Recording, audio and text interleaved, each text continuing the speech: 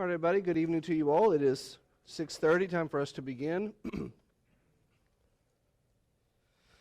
your Bibles, please, to the book of Revelation, chapter 14. Revelation, chapter 14. Glad you're here tonight. We have bad weather that's, I'm sure, keeping some people away, cold and rainy. You'll have to forgive me. You can probably hear it already. I sound like I'm doing a bad Clint Eastwood impersonation. It's not intentional, but it's just some sinus problems that I'm dealing with. So I have these little, those cherry lozenges things, those cherry things. As a kid, you eat them like candy. Well, as an adult, you eat them like candy too. So I'll probably knock down a couple of those before I'm done. So my voice might not be as, manic as it usually is. I may not be as exuberant as I usually am, but we'll definitely make the chapter come alive as best we can. Just as a refresher, can everybody hear me okay? I feel like I'm subdued, which might be good for y'all. It didn't get too loud maybe. Just as a refresher, just to lead up to chapter 14 where we're starting, it's almost like a mini climax to a section of the book. Chapter 12, we were introduced to, if you remember, the great constellation in the sky, and John witnessed a woman who was travailing to give birth, and then there was a great dragon to consume, at least that was the plan of the dragon, to consume the child. And that whole chapter, the way we looked at it, the way we understood it, is meant to be kind of a picture of the devil's pursuit against the church of Jesus Christ and his attempts to destroy that which is brought into the world through Christ. And then in the next chapter, chapter 13, we looked at these two great beasts. One came out of the sea, one came out of the land. One which was subservient to the other or did the bidding of the other, but both which had the same agenda, which is to destroy the kingdom of Jesus Christ in whatever way, shape, or form it could. And how that beast is the constant antagonist in this whole play, if you will. This is the villain of the story, if you're thinking of it in those terms, though this is very much a real story. If you're thinking of it in a play setting, because it's kind of laid out like that, this is your antagonist duo. And so as we go through that chapter, as we went through that chapter last week, what we noticed was this constant struggle between God's people who are remaining loyal to him and thus being killed left and right by these two beasts, one which represents the devil himself and one which represents, or the emperor who serves the devil, and one which represents the priest, for lack of a better word, who facilitate the emperor worship, the worship of the Caesar that was going on in those days. So those who refused to worship the Caesar were being just gunned down or chopped down left and right and center.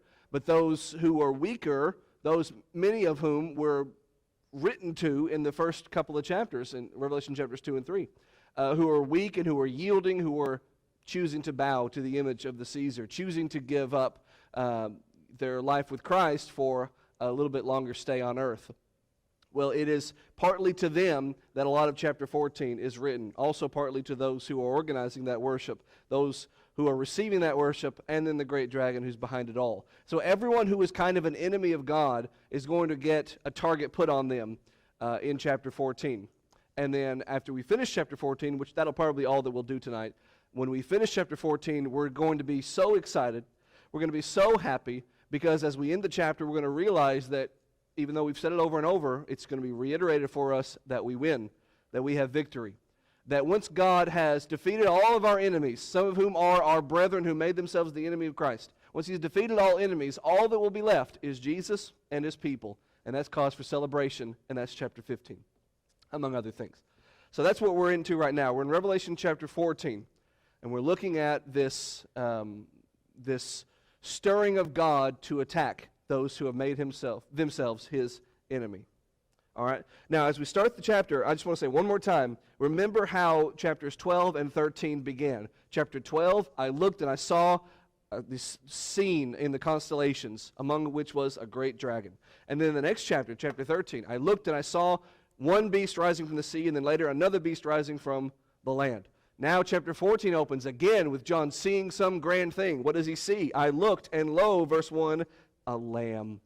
Not a dragon, not a beast, not a terrible creature, but a lamb. And as a Christian, when I read this, I know who this lamb is right off the bat. It's the most number one easy to decipher apocalyptic term in the book. Who's the lamb? The lamb is the lamb. There's only one lamb for us. But he says, I looked, and behold, a lamb stood on the Mount Zion, and with him 144,000, having his Father's name, the King James says, written in their foreheads. You can take the entirety of chapter 14, which is only 20 verses long, and you can chop it into three disequal portions. The first 5 verses, victory of the Lamb. The next verses 6 through 13 represent the promises of the Lamb. And then the last portion of it, verses 14 through 20, the harvest of the Lamb. It begins here. It begins, though it's not obvious in verse 1, but it begins with a victory. I heard an old story, how a Savior came from glory, how he gave his life on Calvary to save a wretch like me. I heard about his groaning, of his precious blood's atoning, and I repented of my sins and won the victory. Oh, I'm going to keep going. Oh, victory in Jesus, my Savior forever. He sought me and bought me with his precious blood, redeeming blood. He loved me he loved me before I knew him, and all my love is due him. He plunged me to victory beneath the cleansing flood. That's the song of victory that we sing. You're going to hear that song in this chapter, but it's going to be sung through an apocalyptic lens. All right, so you're not going to hear the words, oh, victory in Jesus, blah, blah, blah. But you're going to hear that idea. You're going to get that vibe through this apocalyptic language. As I say, in the previous chapter, you had these beasts that rose up, these beasts that stirred to make havoc of God's people. Well, here, after things look bleak, after it looks like the promise of salvation is going to come to naught, after it looks like we're all going to be doomed, victory. The Lamb of victory makes his appearance. Lesson to learn before we move on to verse 2. Things may look bleak. Things may seem hopeless. Things may feel out of sorts. But that's probably because your perspective is here, when it ought to be angled a little bit more upward. Because John does not see victory in front of him. He sees victory above him. I saw standing on the mountaintop. He's got to look up to see that. Standing on Mount Zion, I saw the Lamb. And he was with whom? The 144,000. We already learned about these people in Revelation chapter 7. This is a number representing the faithful of God who remain. This 144,000, 7 verse 4 if you want the reference. This reference to those who are part of God's kingdom. And how does he describe them in this text beyond just the number? He says these are those who have the Father's name written. The King James says in, but it's the Greek word epi, which means upon. The name of the Father has been put on their foreheads, which someone's going to say, is that literal? Are there literally people with things written on their foreheads? No, this is not literal. Number one, we're going to come back to that. We're going to see how many times we ask that question in this chapter. No, it is not literal. However, it could be that John, as is in so much of Revelation, is using real-world applications to build this apocalyptic narrative. The Jews would sometimes, especially in the olden days, in fact, I think you can still see them, very, very Orthodox Jews today do this. They would wear flaccelteries. Is anyone familiar with that word? It's basically a little bitty box that they would tie to their head that has a little piece of scripture written on it. Because they would take literally the commandment of God to put the word of God on your foreheads. Write them on your hearts, the doorposts of your home, all that, from Deuteronomy 6 and other places. And they would take that so hyper-literally, they would actually physically do that, and they would walk around with these things on their heads like this. For a short period of time, during certain weeks, you'd see it a lot more often than others. But the Pharisees, they'd walk around, and they'd have the most massive ones. They'd have tassels, they'd have Christmas lights. They had arrows pointing at them that said, righteous, righteous, look at this dude. They wanted to make sure they had the biggest and boldest flaccelteries. And Jesus mocks that in his ministry, as he mocks so many things of the Pharisees. So it could be a usage of that idea of taking it and just kind of removing it from its literalism and saying, look, God's people are a people who have his name imprinted on who they are. It's written on their forehead. Not literally, but it's written onto their mind, written onto their heart, which is what the mind is. As a man thinks in his heart, so is he. What comes from a heart is what he speaks, Jesus says. So written on your mind, the covenant of God, according to Jeremiah, is written on the hearts and minds of his people, not in tablets of stone. That idea, that's the 144,000. It's the people to whom God has put his stamp on their mind. Verse 2. And I heard a voice from heaven. As the voice, if you're just joining us, I already said I have a voice that's not like a voice from heaven. It's not going to sound anything like we're going to read here. So I may sound like I'm going through puberty, but it's just because my voice is going out a little bit. All right, verse 2. I heard a voice from heaven as the voice of many waters, as the voice of a great thunder. And I heard the voice of harpers harping with their harps. The voice of God is loud. This is actually the second time in this book. You got to go all the way back to the very beginning when John was first describing the sound that he heard when he heard God speak. And he described it then as he does here. It's the sound of like a rushing waterfall. If you've ever stood next to a waterfall, the sound of it is like the sound of a train just rolling by you. It's just loud, thunderous thing. And in the midst of all that, what else does he describe? I hear this voice from heaven, the voice of many waters, and as the voice of great thunder. This is the kind of window rattling, wake you up in the middle of the night tremor that is the only way he could think to describe how personally terrifying, how personally awe-inspiring it is to hear the booming voice of God. And I heard the voice of harpers harping with their harps. Now, I don't know if you've ever heard a harp. It's really hard to get those suckers loud. So anybody who says to me, so is this literal? Are there really going to be literal harps? Are we really going to be playing harps in heaven like the little naked babies with the wings that we have in our bathroom pictures? Or is that how it really is going to be? We're playing harps in heaven? Listen, if this is literal, which it's not because nothing else is, so why would this be? If this is literal, how is John even hearing these harps? Because he's got the whooshing of the waterfall. I don't think heaven is literally going to be you standing next to a waterfall or standing in front of a voice that's as loud as a waterfall with harpers harping in the background. I don't think that's literal. So why would you just cut that section out and say that one's literal and to run with it? Because that's literal, therefore we should be playing harps when we sing, which none of those people who say that think we should play harps. They prefer someone else on the stage playing a piano and us not playing anything. But if we're going to be technical, we'd all have to be playing harps. Which, I mean, you know how much harps cost? No. So no, don't take this literally. This is not literally. What John is hearing is a serenity sound. He is hearing the calming sounds which a harp playing brings. He's hearing people who are no longer restless, people who are no longer anxious, people who, despite being in the presence of a voice that rattles John to the core and is so loud it's only described like thunder and waterfalls, everybody else is just chill. And who are these people? These are the people who've won their victory, who are no longer fretting, no longer worried, no longer anxious, no longer stressed about all the trouble the world had previously brought them. This is your window into the serenity of victory. Verse 3, and they sung, as it were, a new song before the throne and before the four beasts and the elders, and no man could learn that song except for the 144,000 which were redeemed from the earth. Who is the they in this verse? It says in the beginning of the verse, and they sung a new song before the throne. Who's the they? You might think it's the harpers from verse 2, but they're not the ones singing. They're playing the harpers, so that disqualifies them. They're playing the harps, so that disqualifies them. So it must be the 144,000. That's the only other group of people who could be singing that's provided for us in this context. In other words, John hears the voice of God. He hears harpers harping with harps, and he hears the redeemed. He hears the victors. He hears saints who have achieved their victory singing a song of praise, a new song of their salvation. Now, just follow my logic here, because I'm addressing this idea that people say when they take from Revelation, because it says this and that in Revelation, therefore we ought to worship God with mechanical instruments like a harp or something else. Okay, but in this text, it's not the Christians who are playing the harp. There's God who's making a big, loud, booming voice, skip a bit, and then at the end of it, you have all these Christians, the 144K, who are singing. So who's in the middle? Who's left in heaven? It's not the four beasts. It's not the elders. Who is it? Who's playing the harps? It must be the angels, which despite the common misconception, you don't die and become an angel. So this ain't talking about you. Either way, it's not literal. I won't mark it because I said that, not them.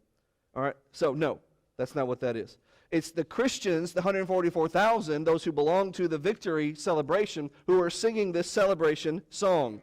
The angels can have their harps. The angels can play. If that's how God wants them to do their thing in heaven, fine. But according to this, if we were to take it literally, which we shouldn't because it's not, it's us who are singing victory in Jesus.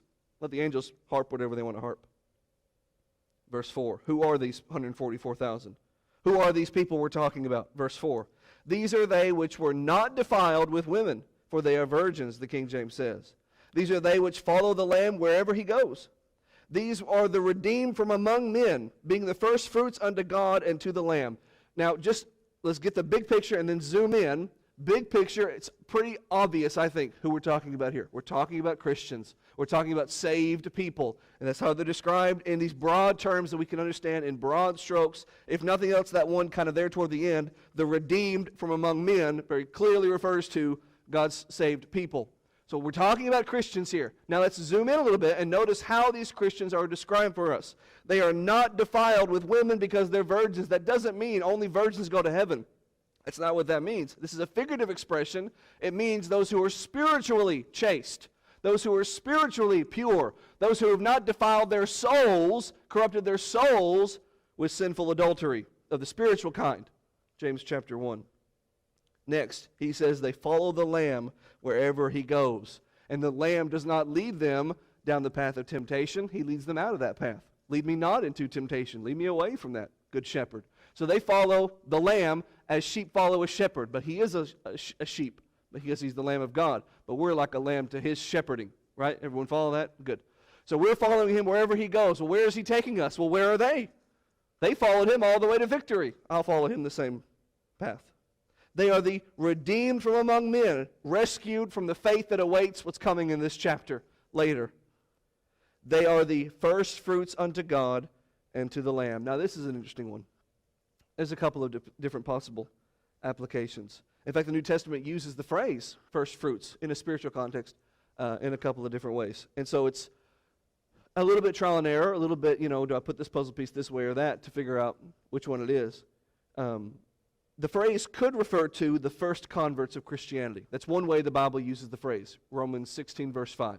The first fruits are those who are first saved, in which case these are those who are the first ones who've lived for Jesus, followed Jesus, and died for Jesus, and they are the template for all who would come after. That application, that puzzle piece, fits. All right? But this one could also fit, because it could also refer to those who have been resurrected by Jesus, because that's another way the phrase is used in 1 Corinthians 15. The first fruits, Jesus is the first fruits of them that slept. In fact, that might be 1 Corinthians 15:20. Jesus rose from the dead, never to die again, and he became the first fruits of those who would also rise from the dead. So these are those people who were persecuted, who lost their lives, but God just got them right back up. In other words, you can't let death stop you, because I'll undead you. I'll bring you back to life. So it could refer to either one, but you know what? Here's the great thing about this, and it kind of ruins the puzzle piece metaphor that I keep using, is that either one works, and it just kind of stops right there. So you're not going to get the butterfly effect of, I said it meant this, and it's going to ruin it in 3 chapters. No, it's either one, because we know the big picture. It's referring to God's people. So he's either talking about the first converts to Christianity, or he's talking about the kinds of people who will rise through Jesus Christ, either spiritual resurrection, salvation, or eternal resurrection after. Verse 5. And in their mouth, he's still describing the Christians of this text. In their mouth was found no guile. The King James says, your Bible might say deceit or dishonesty, something like that. For they are without fault before the throne of God. In their mouth was found no guile literally just means these were honest people. These were people who would tell the truth. These are people who say what was. Who say what was, right? These people will not lie to you. They will not deceive you. They will not hem and haw and beat around the bush. They'll just tell you as it is, and what it will be the truth. Now that's general, but in the context, we just got through reading about the emperor worship scenario, where the people were told, you must confess Caesar as God, and those who did not die. And there were Christians who did confess Caesar, and from their mouth they spoke untruth. From their mouth they spoke that which was not. From their mouth they lied. They said someone was God who was not God. Who is God and who is not an opinion. You don't get to decide, well, this person is God to me. No, God is God. You might worship a false God, but that adjective is still there whether you acknowledge it or not. So those people lied. They said who God was, who was not God. But these people spoke no guile. They said who God was, and they said who was not God. God, not Caesar. And so they died. And because of that, because they were martyrs to the end, there was found no fault in them. That doesn't mean they were forever sinless like Jesus Christ, never made a mistake ever. No, it means they were, the same word, blameless. Your Bible might even say blameless. It means they were washed from their sins, covered in the blood, walked in the light, faithful to the end. Doesn't mean they never made a mistake. It means they were justified from their mistakes because they were righteous in the sight of God. So it's a legal, judicial term. The judge looked at them and said, "Not guilty, by reason of my son." Verse 6. And I saw another angel fly in the midst of heaven, having the everlasting gospel to preach unto them that dwell on the earth, and to every nation and kindred and tongue and people. There's a little bit more in the next verses, but just start there in verse number 6. This actually begins the second part of the chapter, the promises of the Lamb. You have all these angels flying around. I mean, in just a couple of verses ago, let's see, it was in verse 3, if you go back there, the four beasts, the elders, that takes you all the way back to the very beginning of this book, when he first goes up and sees the whole spectacle of the throne, and the four beasts surrounding it, and all the elders with their crowns. John's taking you all the way back there, so it's hard for us sometimes to keep our characters straight in this play, but imagine John, there's angels flying all over the place. Some have trumpets, some are going to have these big walks, essentially. Some have all these different things, and all these things are happening. There's all these sounds. There's a big giant dude who's standing on the land and the sea. All this is going on, and yet he's able to distinguish, okay, this is a new angel. I haven't seen this one before, because that's verse number 6. I see this other angel, this new to the scene angel, flying in the midst of heaven, and he's got something that he's carrying. He's carrying the everlasting gospel.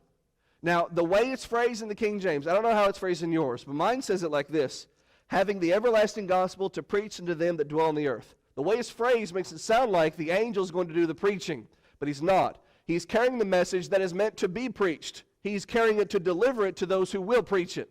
Angels don't preach the gospel. That principle is established for us, among other texts. Acts 10, verse 5.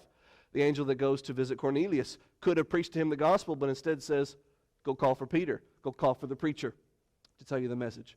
Angels don't preach the gospel. So this angel is not delivering to preach the gospel. He's delivering the gospel for someone else to preach.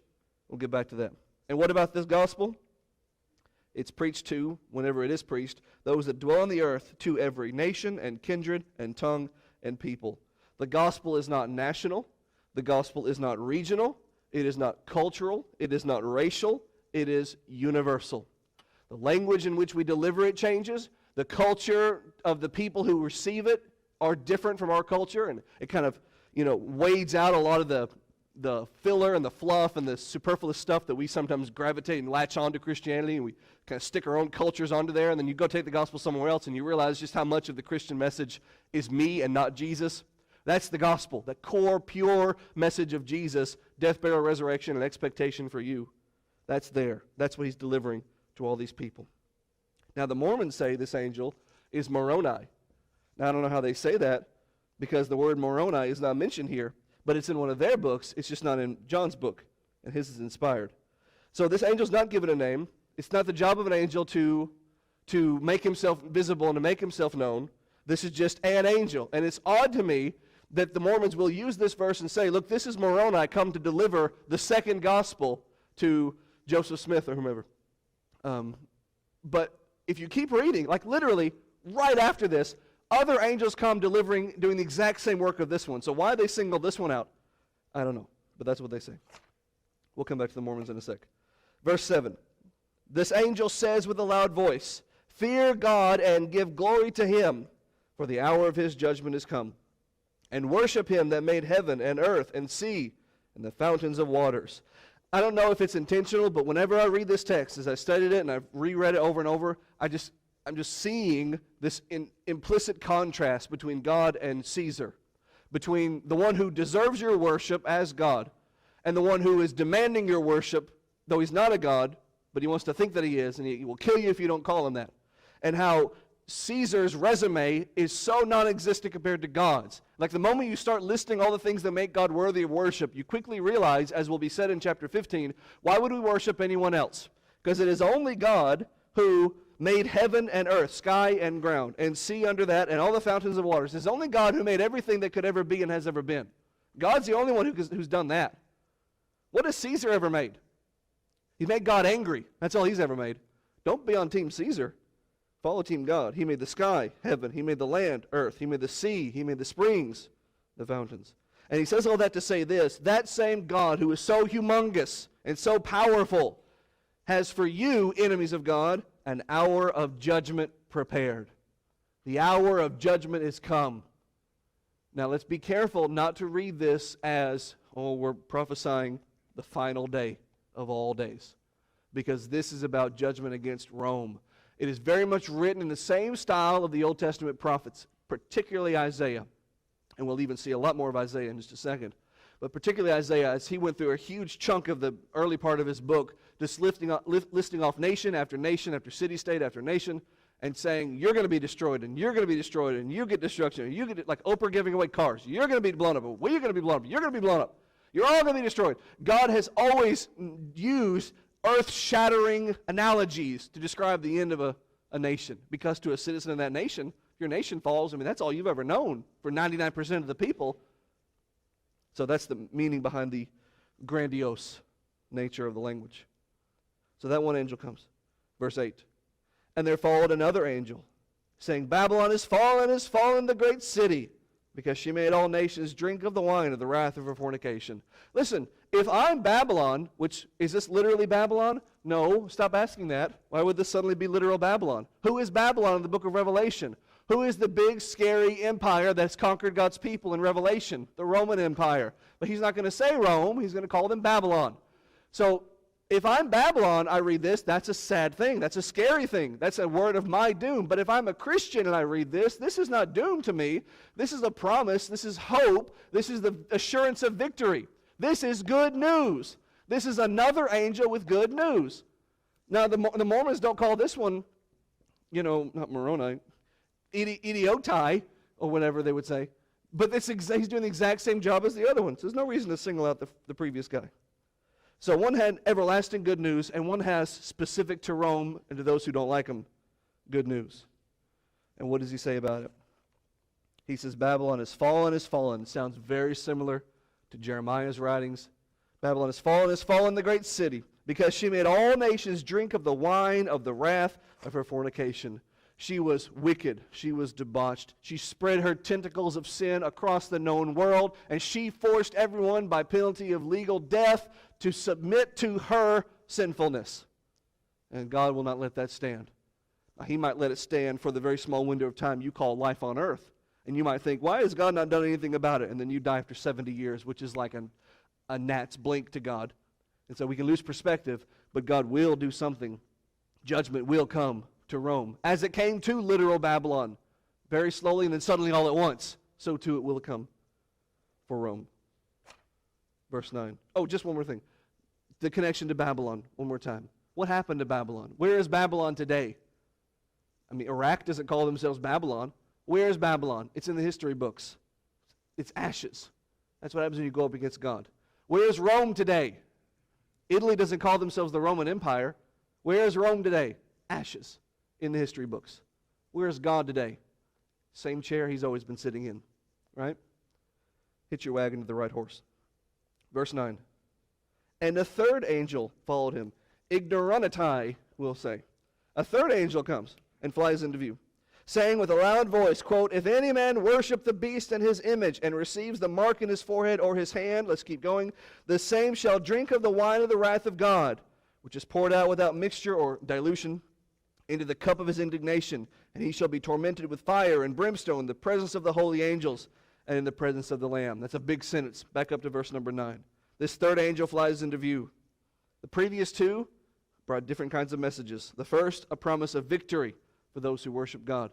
The second, a promise of doom for the empire that puts itself at odds with God. This angel, a promise of punishment, not for God's faithful, He wouldn't punish them, not for the evil empire, not comprised of any Christians. He's already punished them in this context. So who's left to be punished but God's people who have left God? God's people who have taken up with this empire. Well, shouldn't they be slotted in with the empire? When the empire falls, shouldn't they fall with it? Well, that's kind of a Hollywood ending. It's your baby, you rock it, as Elvis said. That's your bed, you lie in it. So when the walls, metaphorically speaking, crumble, it's going to crumble on those people who decided to take up in league with Babylon. But with God, He's more specific. He's more targeted. He's more zeroing in. So He's going to take care of His people. He's going to destroy this evil empire. And then He's going to have a special punishment for His people who got in league with this evil empire, who yielded to the temptation to praise Caesar over God, who gave up their rights and privileges as God's children to be a child of Caesar and to call him God. These are the people who go back to the muck and the mire, as Peter talked about. And a worse fate awaits them than the others. If any man worship the beast and his image. You don't need to tell Romans that. They're already doing it. It's the Christians who are being tempted to do it that need to hear this warning. Verse 9. If anyone worship the beast and his image and receive the mark of the beast we talked about last week, in his forehead or in his hand, that one shall drink of the wine of the wrath of God. The illustration is God has this cup, and every time you spit in his face, every time you blaspheme him, every time a nation does evil against him, a little bit of wine, the wine of his rage, goes into that cup. I mean, just think of it like, and a little bit goes in, a little bit, and a little bit, and a little bit, until eventually what happens? It spills over. That is the cup of his wrath. Now we sing hymns about the cup of his joy and the cup of my joy. Oh, my cup runs over, we say. My cup of joy runs over. What a wonderful thing. That's great and good, but God has a cup of wrath too. And in Rome it is slowly, slowly, slowly reaching the top. And then it's going to spill over. And in this case, to those Christians who got in bed with Rome. The wine of his wrath, which is going to be poured out without mixture, the King James says. Unwatered down, unfiltered wine. I'm not an alcoholic, so I forget. Is it 0 proof that's pure alcohol or 100 proof that's pure alcohol? 100, yeah, so what do you call it when there's some non-alcohol? What's the term? Is it diluted? Is that all you say? I don't drink, people, all right? That's what he's saying. It's pure. It's undiluted. 100%, 100 proof, all right? Now I'm out of my element, so let's get back in the Bible. It's going to be poured out without dilution into the cup of his indignation, and he shall be tormented, he being these Christians who've gotten in bed with Caesar, shall be tormented with fire and brimstone in the presence of the holy angels and in the presence of the Lamb. Don't read this as final judgment. I mean, that's the ultimate end for all people who have sided against God, yes. But this is strictly in the context of God bringing his hammer down on Rome. And what will happen after that is just the after effect. But keep the focus on Rome and what's coming to them. Verse 11. And the smoke of their torment ascends up forever and ever. And they have no rest day or night, who worship the beast and his image, and whosoever receives the mark of his name. Again, contrast this with Christianity, who are also described in this chapter as getting a mark on their forehead, except theirs is a mark that comes from God, the one true God, the one that says, this belongs to a covenant with me, this one does. Those who get the other mark, the mark of the beast, the mark that says, this one's in league with Caesar, this one worships Caesar, this one thinks Caesar is God. What happens to them? They suffer. And the smoke of their torment, they're burning, and things that burn give up smoke. And the smoke of their being in torment will bloom up forever and ever. And they will have no rest day or night. There are people who will teach that hell does not exist and that there is just annihilation. That when your soul, which was made by God, is judged and found guilty at the final day, it just ceases to be and no longer is. You have no thought, no consciousness, no concept that you are not in the presence of God. You simply do not exist anymore. And yet this says forever and ever and ever. Now you say, well, is that you taking it literally? Well, this is not apocalyptic here. The smoke and the angel and all that stuff is describing what is happening, and he's using these words to tell you how long it will happen, but there's no indication of apocalypse in this text, in this section of it. This is just a term. This is just a phrase that people would know. How long does this apocalyptic thing last? Forever. What does the apocalyptic thing refer to? The suffering of those who have gone away from God will last forever. For whom? For those who say, Hail Caesar. That's the mark of the beast, as opposed to those who say, Praise God. One of those will have a comfortable life on earth, and then they will die, and they will suffer forever. The other one will have a miserable, painful, persecuted life for a very short time, and then they'll die, and they'll have victory forever. Now, it's getting people to see beyond that wall, beyond that veil of life, to see the forever on the other side. That's the struggle of preachers and Christians, to get our neighbors to see that. But that's what's on the other side, forever, one way or the other. Verse 12. Here is the patience of the saints. Let me pause before I finish the verse. Whenever your Bible, and this the way it's written here, whenever it says, here is this, it's not so much looking forward as it is looking backward, and this is the conclusion. All that has been said leads me to say, this is what patience looks like. That's what he's saying here. Verse 12, here is the patience of the saints. Here are they that keep the commandments of God. It's like he's presenting them for the reader to observe, for me to observe, so I can see who is on which side and how they got on those two sides, one in victory forever, one in punishment forever, and to know which team I want to be on. Here is the patience of the saints. Here are those who keep the commandments of God and keep the faith of Jesus Christ. Faithfulness, fidelity, loyalty is the hallmark of Christianity. It is the one thing that kind of trickles down to everything. If you love God more than anything else, you'll be faithful to Him more than anything else. So if you can just nail that, everything else falls into place. We get too bogged down, how do I deal with this problem? How do I deal with this persecution? How do I deal with this prosecution of the government against me, the empire bearing down on me? But just zoom out and see the big picture. I have victory in my hands. It's not going to be in my hands. It's not going to be given to me. It's mine right now. I have victory. I have the ball. Now I can drop the ball and put my hands up and say, please don't kill me. I don't want to die. And they'll kill me eventually or age will take me one. But if I just hold on to the ball, yes, they may kill me, but I have my victory in death, which leads to victory in life. So keep the faith of Jesus even if it kills you. Verse 13.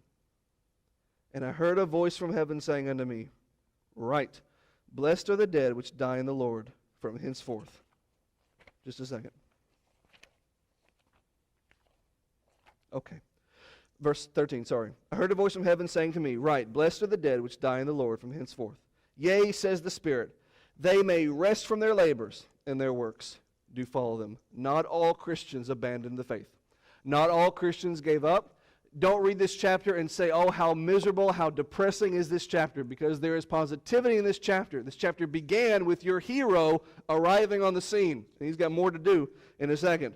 But he says to those who died faithful, those who die unfaithful, torment, smoke billows forever. Those who die faithful are blessed. Who died in the Lord are blessed from henceforth. Now that's not me doing this, that is John, inspired by God, doing this, linking the eternality of blessing forevermore with the eternality of torment forevermore. So if you're going to come at me and say that hell is not eternal, according to Revelation, it's as eternal as heaven is. So are we all going to be extinguished, never to exist or have consciousness again? Or are we going to have eternity one way or the other? That's the message of Revelation. You're going to one of two places forevermore. In verse 13, it's about the faithful. Those who are blessed, who die in the Lord, are blessed from henceforth. Yea, says the Spirit, they will rest from their labors, and their works do follow them. Why are they here? Because they endured. Why are you here? How did you make it here? If we could interview the people who are in paradise now, what did you do to get here, sir? They would say to us, well, they persecuted me, but I didn't give up. I sinned a couple of times, but I always repented. And I stayed faithful to God even when it was hard. I stayed faithful to God when it was very easy to get complacent. I was faithful and I died faithful. And some will say I was old and I just passed away. And some will say it was brutal. You don't want to know the details. But all of them will say the same thing. I was faithful, then I died. That's how I got here. That's it. What's the secret to going to heaven? Be faithful till you die. That's it. It's not complicated. I mean, there's a whole book about why you need to be faithful. But the actual message is Revelation 2, verse 10, right there. And it's just one paragraph. Be faithful unto death. I'll give you the crown of life. That's it. I hear this voice saying, blessed by God are the dead killed by Satan, who die in the Lord. They've been put into Christ and remained faithful in that state.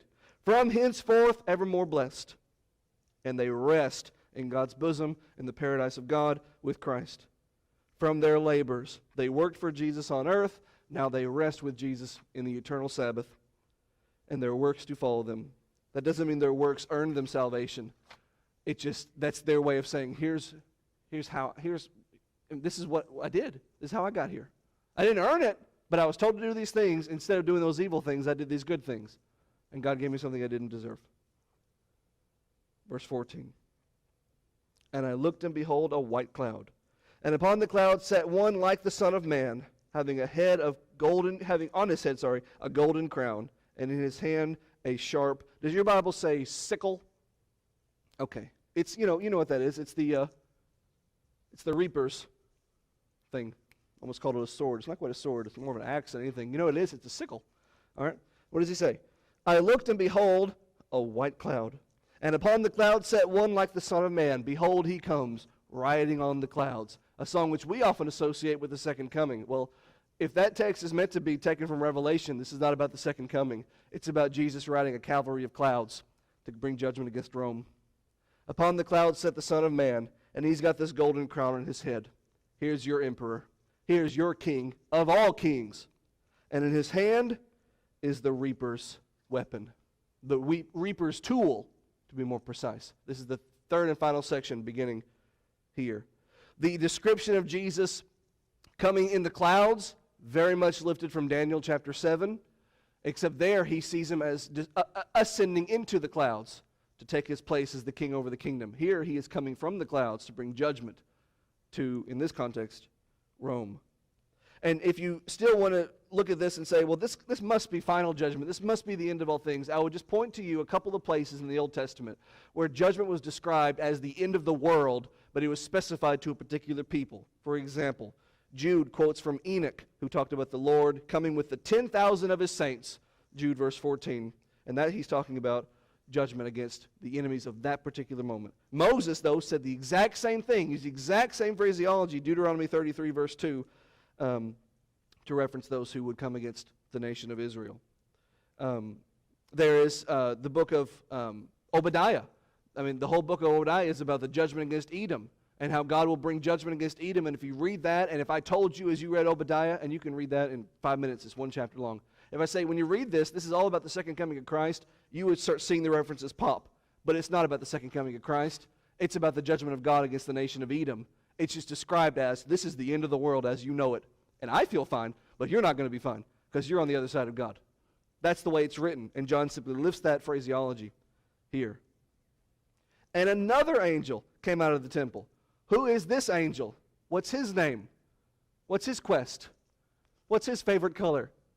What is the airspeed velocity of an unladen swallow? There's all these angels, and yet John is able to keep them all straight. I was just amazed by it as I read the chapter. Here comes another angel out of the temple, crying with a loud voice to him that sat on the cloud, thrust in your sickle and reap, for the time has come for you to reap, for the harvest of the earth is ripe. It's very important that we keep all of our pronouns straight and we remember and keep in mind who is talking to whom. Okay? Look at it again. Premillennialists will argue, I didn't write down to make fun of them, but they're always fair game. Premillennialists argue that this text is a picture of the rapture. That Jesus, this is a picture of Jesus coming to reap, to collect harvest time, to harvest up his people and to take them home. He's going to gather all of his toys and leave all the bad toys at the house. That's what the rapture is to these people. That he's going to collect his people and leave the rest behind. But that's not how it's described if you go to this text. All right? So we'll keep reading and we'll see that as we go through it. Just want to plant that seed. This is a message of the people who are specifically being hurt by Rome. It's not going to be much help to them if it's about something that will happen thousands of years later. How does this help them? It's a reminder to them that the God, the empire that's bearing down on you has spit in the face of, has blasphemed, that God is preparing to act. And he has got his sickle, and he is going to know who his people are and who his people are not. He's going to be able to separate, like wheat from chaff, his righteous from unrighteous. And he's going to do more than that. Look at the rest of the verse. Thrust in your sickle and reap, for the time has come for you to reap, for the harvest of the earth is ripe. Specifically, he's going to be gathering up grapes. The grapes of wrath, we'll get to in just a second. But notice specifically what's being said here. Look at verse 15. Another angel came out of the temple, crying with a loud voice to the one who sat on the cloud. He's not crying to John. He's not crying to Rome. He's not crying to the earth. He is yelling at Jesus to do something. Angels are messengers of God, so this is an apocalyptic version of God saying, okay, Jesus, now is the time. We have been kind of hovering the anvil over Wile E. Coyote's head. That's Rome. It's now time to snip the rope and bring it down. Now is the time. We've been waiting and waiting and waiting. And all of the saints who have been waiting are waiting long enough. All the dead saints who have been waiting under the altar crying, how long, have waited long enough. Now it is the time for the reaper to reap. Verse 16. And he that sat on the cloud thrust in his sickle on the earth, and the earth was harvested. The earth was gathered up. The King James says the earth was reaped. What does your Bible say? Everyone's Bible says reap? R-E-A-P? All right. Who is going to execute the overthrowing of Rome? That's what this is about. Who is ultimately responsible for the empire's downfall. You can look through history and you can say, well, they were destabilized from within, and then they had a constant barrage of small invasions that they repelled, but with every repulsion, they were a little weaker. They were just crumbling on the inside, rotting, and on the outside, their outer defenses were weakening, and their territory was shrinking, their walls were closing in, the ground was collapsing under their feet, and you can identify all these earthly markers. But John just says, hey, Christians, zoom out. Let's remember who put Roman power in the first place, according to Daniel chapter 4. It was God. And so if Rome is collapsing, it is because of God. So if God is doing this, whose side should you be on? But God's. It is in God's purview to give and take away the power of empires. Daniel 4:17. He's the one who's sitting on the cloud. He's the one who's going to be reaping. Verse 17. And another angel came out of the temple, which is in heaven, having a sharp sickle. Now this angel has a sickle in his hand. The Son of Man, God, Jesus, has a sickle. Here comes this other angel. If you're keeping score, and I don't know how you could possibly be doing so, this is the fifth angel we've met in this chapter. The first one told us of everlasting good news, or brought the message of everlasting good news, verse 6. The second one gave us the word of woe, Babylon is fallen, promise of destruction for the empire. The third one warned us not to fall in with the worship of the emperor, or we'll suffer a horrible fate. The fourth one was sent from the temple to tell the Son of Man to begin his harvest. That was verse 15. And this one, the fifth angel, comes out of the temple, and he's carrying his own sharp sickle. To come out of the temple seems to me is an idea of leaving the presence of God from heaven to earth. The temple in Revelation is where God is. So leaving the temple is leaving God's presence to go to this wicked and evil place where punishment must be carried out. All of heaven is invested in this. I mean, this is a play that it's got a packed house of people watching it. We've been introduced to many of them. You have all these elders over here, and you have all these angels over here, and the whole chorus of heaven at one point. The constellations are taking apart. All of creation is involved in the struggle for your salvation. And when we get to the Battle of Armageddon, you're going to see just how personal that idea, that phrase is in a few chapters. Look at verse 18. And another angel came out of the altar, which had the power over fire, and cried with a loud voice, this angel did, cried to him that had the sharp sickle, saying, thrust in the sharp sickle, and gather the clusters of the vine for the earth, for her grapes are fully ripe. Sixth angel mentioned here. And this is the last one mentioned in this context, which if you're like me, and you've been reading about 7 this and 7 that, and 7 angels here and 7 angels there, suddenly you get to one and there's only 6, you're thinking, where is the 7th angel? There ought to be 7 angels. And I count and I recount, and there's only 6. Yes, there are only 6, when there's usually 7 in these sort of things. There's 6 plus Jesus. Now, Jesus ain't an angel, but he's the captain of the guard in this case. This is the cavalry of your redemption. And there are 6 angels, 3 on each side as I visualize it, flanking him as he's riding the clouds in with the sickle. So again, verse 18. This angel comes out of the altar, having the power over fire, and cried, and I have no idea what that means. Purification? I have no idea. Keep rolling. And cried at power of fire, and cried with a loud voice to him with the sharp sickle. I take that to mean the angel, not the Son of Man, the previously mentioned one with the sharp sickle, saying, thrust in the sharp sickle and gather the clusters of the vine of the earth, for her grapes are fully ripe. What does this have to do with anything? Why are we talking about harvesting grapes? You've got to remember, we have a cup of wrath, a wine cup. Well, how does one make wine but with grapes? The grapes of God's wrath. Not the big, ginormous book, The Grapes of Wrath, but the Isaiah 63 reference, which became the battle hymn of the Republic. Mine eyes have seen the glory of the coming of the Lord. He is trampling out the vineyard where the grapes of wrath are stored. We're going to see that here. Keep reading. Verse 19. And the angel thrust in his sickle into the earth, and gathered the vine of the earth, and cast it into the great winepress of the wrath of God. I mean, it could so easily, an editor could come in and just snip like 6 verses and say, cut to the chase. He's got the cup of wrath, and he's pouring out the wine. But he just brings you into the moment, and he builds the suspense of the reaping of the grapes and the putting them in the wine press and then the stamping out of the grapes to get the wine press ready, wine pressed and ready to be poured out. It's building the anticipation, building the suspense in these verses that seem like they're so irrelevant, but they're not. It's part of the whole vibe. Again, 19. The angel thrusts his sickle to the earth and gathers the vine of the earth and casts it to the winepress of the wrath of God. Verse 20. And the winepress was trodden Like you see the French people, with the cigarette, and they're stomping, their legs are all purple because they're stomping grapes. That's this. Except who is doing the stomping? Who is pressing? Who is preparing? Mine eyes have seen the glory of the coming of the Lord. He, you can't use doctrine from a song, but that's what I think of. He is trampling out the vineyard where the grapes of wrath are stored. The winepress was trodden. The King James says without the city, means outside of the city, separate from the city. And the blood came out of the winepress, even to the horses' bridles, by the space of 1,600 furlongs. Furlong, that's total about 200 miles. So John's eyes have seen the glory of the coming of God's vengeance. And John has seen the Lord stamping out his winepress of rage. He has seen him, and you can almost imagine, I picture, and fittingly, it's John, who in another lifetime, a long time ago, John watched his master in the temple. John chapter 2, and before he crucified as well. And he saw his master watch the money changers. And he watched his master just calmly walk over to where these money changers were extorting their people. Exchanging the money for an exorbitant price, overcharging it so the people could buy the offerings they want to give, because they had already established the rule you can't bring your own offerings to Jerusalem. You got to buy house offerings. So you got to play with house money. You can't have your Roman money here. Your Roman money is filthy. We'll give you this Jewish money they will mark up for a high price. Corruption on the inside is okay, just not on the outside. So they're extorting the people, and the master's watching it. And he's seeing the corruption. He's seeing it in a way you can't see it with human eyes. He's seeing it from a divine perspective. And he just moseys over, and he just takes a rope, starts twisting it into a whip. And then he just goes off. And he flips the table, and he cracks the whip, and I would scream, but my voice, and he forces them out.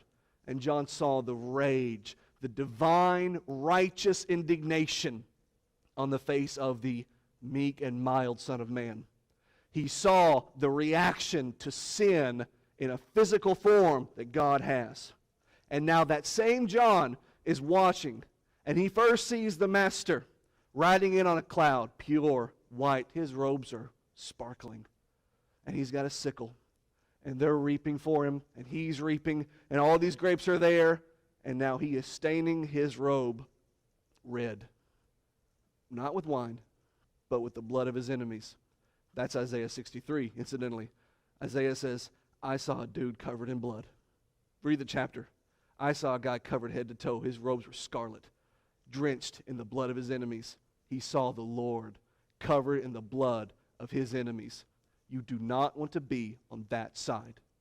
That's this verse right here. The winepress was trodden.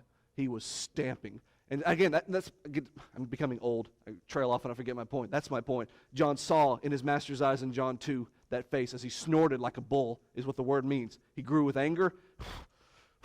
He's psyching himself up. He's about to flip a table. That's what he looks like. He looks like a bull about to charge in John 2. And now John sees that same expression on him in an apocalyptic viewpoint. He's stomping these grapes, preparing to unleash his wrath. And when he does, the blood flows out of the winepress. And it flows so high it goes up to the horses' bridles in their mouth. You can't get a horse across a stream that tall. They'll go to about here or so, but then they won't walk anymore. After a certain point, a horse won't go that far. The blood rises so far it goes up to the horses here. That's how much blood is rolling in the streets of Rome. And it's a river of blood 200 miles long. That's the chapter. It's a victory chapter if you're on his side. Now, if you're on the other side and you're seeing what John sees, which you're free to read the book, Enemy of God. You're free to read the recipe for your own undoing. By all means, read it. Let it motivate you to change. But if you read this book, Enemy of God, you're seeing what John saw.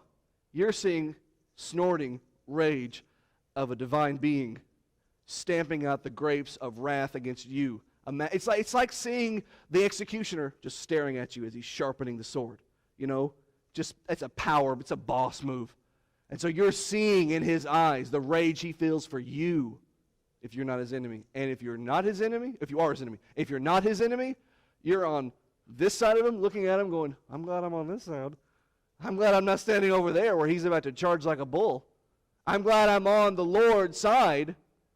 Otherwise, I would be utterly destroyed. That's the takeaway. And as the chapter ends, and you start the next chapter, which we're going to stop here 5 minutes early. Look at the next verse 1 of chapter 15. After all that, blood in the streets, 200 miles long, I saw another sign in heaven, great and marvelous, humongous and awe-inspiring. And they're going to sing a song as these bowls are going to be poured out of wrath and rage against Rome. That's Revelation chapter 15. I may or may not have said Romans more than once. I'm sure I did in this class. Any comments or questions from the text that we studied tonight, Revelation chapter 14? All right. That's all I have for you guys. You're dismissed.